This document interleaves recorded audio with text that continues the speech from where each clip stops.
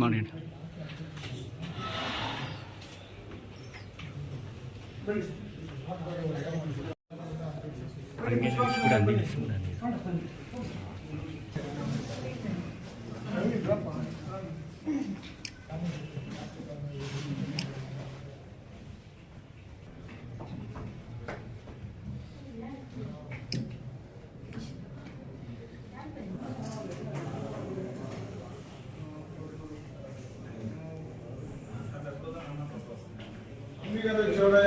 ಜಯಂತ್ಯೋತ್ಸವಕ್ಕೆ ಎಲ್ಲರೂ ಆಗಮಿಸಿರುವಂಥ ಎಲ್ಲರಿಗೂ ಮೊದಲನೇದಾಗಿ ನನ್ನ ನಮಸ್ಕಾರಗಳು. ಈ ವರ್ಷವನ್ನು ಅಂಬಿಗರ ಚೌಡ ಕಾರ್ಯಕ್ರಮವನ್ನು ಪೂರ್ವ ತಾಲೂಕಿನಲ್ಲಿ ಆಯೋಜಿಸಿದ್ದೀವಿ. ಎಲ್ಲರೂ ಆಗಮಿಸಿದ್ದೀರ, ಎಲ್ಲರಿಗೂ ಸಹ ಮತ್ತೊಮ್ಮೆ ಧನ್ಯವಾದ. ನಮ್ಮ ಅಂಬಿಗರ ಚೌಡಯ್ಯನವರ ಬಗ್ಗೆ 4 ಮಾತುಗಳು ಮಾತ್ರ ಹೇಳಕ್ಕೆ ಇಷ್ಟಪಡ್ತೀನಿ. ಅಂಬಿಗರ ಚೌಡಯ್ಯನವರು ರಾಣಿಬೆನ್ನೂರು ತಾಲೂಕು, ಹಾವೇರಿ ಜಿಲ್ಲೆ, ನರಸೀಪುರ ಗ್ರಾಮ ಅಂದರೆ ಶಿವನಾಪುರ ಗ್ರಾಮದಲ್ಲಿ ಜನಿಸಿದಂಥವರು. ಅವರ ತಾಯಿ ಒಂದು ಪಂಪಾದೇವಿಯವರು, ತಂದೆ ಬಂದು ವಿರೂಪಾಕ್ಷಪ್ಪ ಅಂತ. ಅವರ ಸುಪುತ್ರನಾದ ಅಂಬಿಗರ ಚೌಡಯ್ಯನವರು ತುಂಗಾಭದ್ರಾ ನದಿ ತೀರದಲ್ಲಿ ಜನಿಸಿದ್ದು. ಅವರು ಅಲ್ಲೇ ಈಗ ಜೀವ ಸಮಾಧಿಯಾಗಿದ್ದಾರೆ.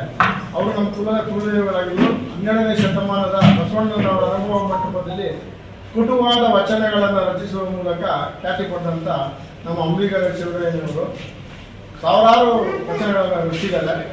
ಆದರೆ ನಮಗೆ ಎಲ್ಲ ಜನಗಳಿಗೂ ಅದ್ರ ಬಗ್ಗೆ ಸ್ವಲ್ಪ ಕಮ್ಮಿ ತಿಳುವಳಿಕೆ ಇದೆ ಅಂತ ಅನಿಸ್ತೀನಿ. ಅಂಬಿಗರ ಚೌಡಯ್ಯನವ್ರ ಬಗ್ಗೆ ದಯವಿಟ್ಟು ನಾನು 2 ಮಾತು ಮುಗಿಸ್ತಾ ಇದ್ದೀನಪ್ಪ.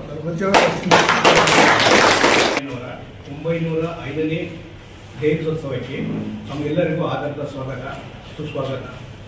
ಇಲ್ಲಿ ಸೇರಿರುವಂತಹ ನಮ್ಮ ಕುಲಬಾಂಧವರು ಹಾಗೂ ಸರ್ಕಾರಿ ಅಧಿಕಾರಿಗಳು ಹಾಗೂ ಮಹಿಳಾ ತಾಯಂದರಿಗೆ ನನ್ನ ಅಭಿನಂದನೆ ಸಲ್ಲಿಸುತ್ತೇನೆ.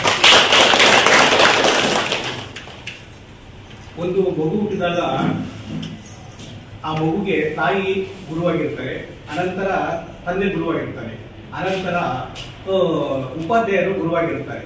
ಹಾಗೆ ಬೆಳೀತಾ ಬೆಳೀತಾ ಗುರುಗಳಂದ್ರೆ ನಮ್ಮ ಅಂಬಿಗರ ಚೌಡಯ್ಯನವರು. ನಮ್ಮ ಜೀವನ ಇರುವ ತನಕ ನಮ್ಮನ್ನು ಅವರ ಒಂದು ಜ್ಞಾನ ಬೋಧನೆ ನಮಗೆಲ್ಲ ಅವರು ಅರ್ಪಿಸಿರ್ತಾರೆ. ನಾವು ಅದೇ ತರಹ ಅವರು ಪುಸ್ತಕಗಳನ್ನು ಓದಿದ್ರೆ ನಮ್ಮ ತಂದೆ ತಾಯಿಗಿಂತ ಹೆಚ್ಚಿಗೆ ನಮಗೆ ಜ್ಞಾನೋದಯ ಆಗ್ತದೆ. ಯಾಕಂದರೆ ಒಂದು ಜನಾಂಗ ತುಳಿತಕ್ಕೆ ಒಳಗಾಗಿರ್ತದೆ. ತುಳಿತಕ್ಕೆ ಒಳಗಾದಾಗ ಅವರು ಅದನ್ನೆಲ್ಲ ಯೋಚನೆ ಚಿಕ್ಕ ವಯಸ್ಸಿಂದ ಅದನ್ನೆಲ್ಲ ನೋಡಿರ್ತಾರೆ. ಒಂದು ಜನಾಂಗ ಯಾವ ರೀತಿ ತುಳಿತಕ್ಕೆ ಒಳಗಾಗಿರ್ತದೆ ಅಂದ್ಬಿಟ್ಟು ಅವ್ರಿಗೊಂದು ಜ್ಞಾನೋದಯ ಆಗಿರ್ತದೆ.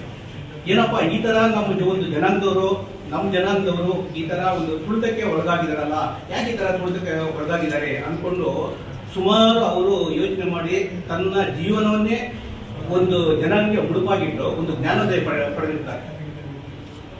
ಅಂತ ಜ್ಞಾನೋದಯ ಪಡೆದಂತಹ ಅವರು ಕೆಲವು ಅನುಭವ ಹಂಚಿಕೊಂಡು ಪುಸ್ತಕಗಳನ್ನು ಬರೆದಿರ್ತಾರೆ. ಅಂತ ಪುಸ್ತಕಗಳು ನಾವು ಓದಿದ್ರೆ ನಮಗೆ ಗೊತ್ತಾಗ್ತದೆ ಯಾವ ಥರ ಏನು ಅವರು ಒಂದು ಜನಾಂಗ ತುಳಿತಕ್ಕೊಳಗ ಆದಾಗ ಅವರು ಈ ಜೀವನವನ್ನೇ ಮುಡುಪಾಗಿಟ್ಟು ನಮ್ಮ ಜನಾಂಗಕ್ಕೆ ಹೋರಾಡಿ ನಮ್ಮನ್ನ ಒಂದು ಸಮಾಜದಲ್ಲಿ ಮುಖ್ಯ ವಾಹಿನಿಗೆ ತರಲು ಪ್ರಯತ್ನಿಸಿರ್ತಾರೆ.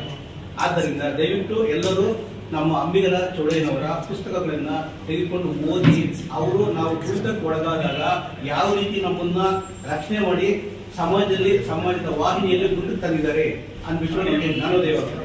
ಆದ್ದರಿಂದ ದಯವಿಟ್ಟು ಎಲ್ಲರೂ ನಮ್ಮ ನಿಜವಾದ ಅಂಬಿಗರ ಚೌಡಯ್ಯನವರ ಪುಸ್ತಕಗಳನ್ನು ಓದಿ ತಮ್ಮ ಅನುಭವವನ್ನು ಇತರರಿಗೆ ಹಂಚಿಕೊಳ್ಬೇಕಾಗಿ ಎಲ್ಲರಿಗೂ ವಿನಂತಿಸಿಕೊಳ್ತೀನಿ.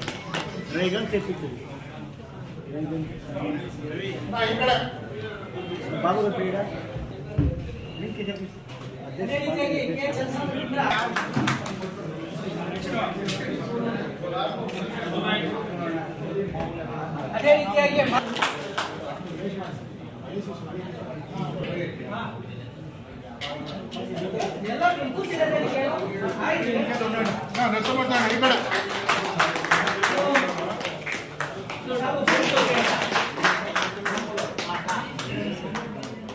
ನರಸಿಂಹಮೂರ್ತಿ ಅಣ್ಣ ಈ ಕಡೆ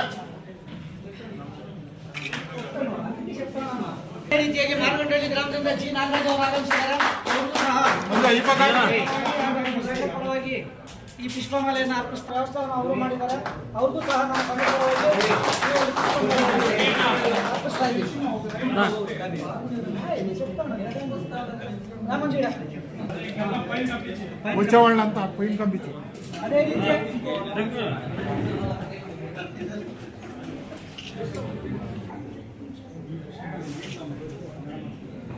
ಮಂಜು ಅವರು ತಹಸೀಲ್ದಾರ್ ಕಚೇರಿಯಿಂದ ಮಂಜು ಅವರು ಆಗಮಿಸಿದ್ದಾರೆ. ಅವ್ರಿಗೂ ನಮ್ಮ ಸಂಘದ ಪರವಾಗಿ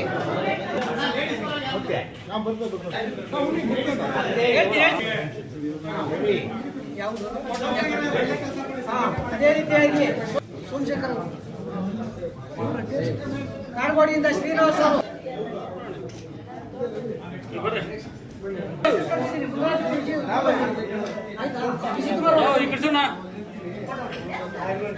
ಅದೇ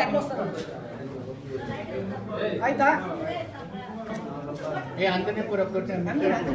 ಆಡ್ಬಿಟ್ಟಿದೆ ಮಂಜು ಅವ್ರಿಗೂ ಒಂದು ಸನ್ಮಾನ ಕಾರ್ಯಕ್ರಮ.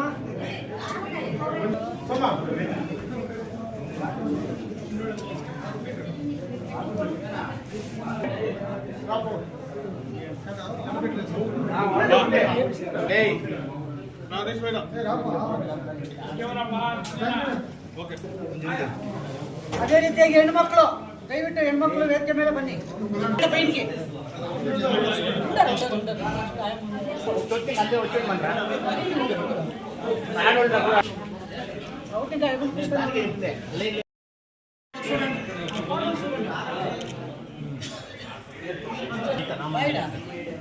ಎನ್ಕೊಂಡಾರೋ ಫೋಟೋ